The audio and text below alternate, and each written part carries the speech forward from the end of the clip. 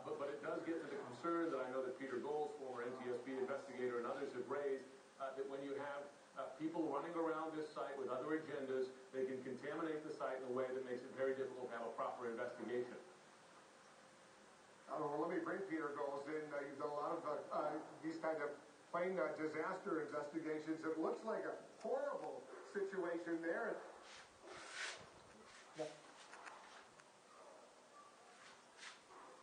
Clearly complicates the whole investigation. Oh, he may be back there. Maybe listener Glasgow, we lost his signal for a second. We're going to see now if we can get his signal back. While we wait, there's Wolf. Wolf, do you hear us okay? I hear you fine. I just wanted to bring Peter Goals in to this conversation. Talk about how complicated this whole situation and the investigation has been because of the way the disaster scene has unfolded. Well, we have no idea what the local rebels, what the local people have been doing to the scene.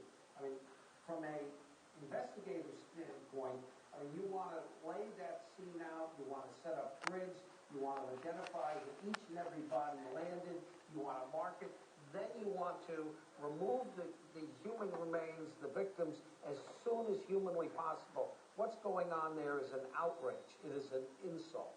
And it needs to be addressed as soon as possible. Will it compromise the investigation in the long haul? Probably not.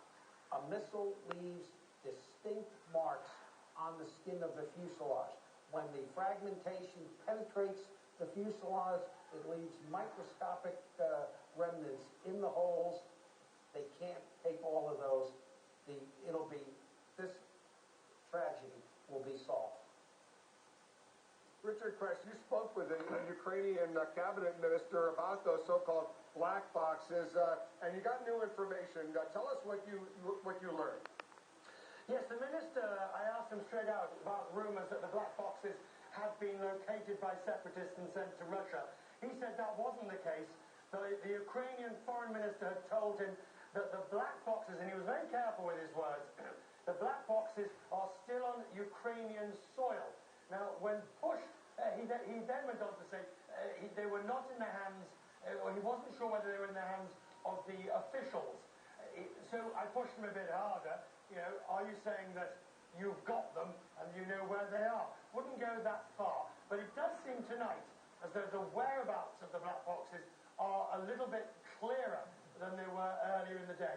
And one other thing the minister said is Ukraine is open to the idea of international participation in the investigation because they recognize for credibility, transparency and integrity there does need to be international participation in the final inquiry. And tell our viewers, Tom Fuentes, how important the contents of those black boxes are. Well, Wolf, they're very important, but to follow up on Richard's point, you know, in a way, it's almost irrelevant what the government of Ukraine wants if they cannot control the ground at that crash site.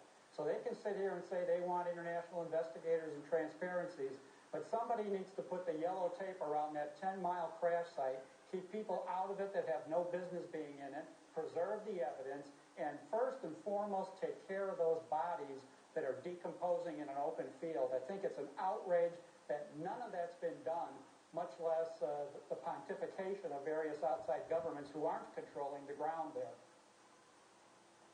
It's a total outrage. I must say, I can't remember a time when I've seen anything like this by a government, or at least people who pretend to have a government in this specific area. I want everyone to stand by right at the top of the hour. We're going to go back to the scene. We're going to live report. Our CNN crew is there at the scene of the crash. Much more of our special coverage after this.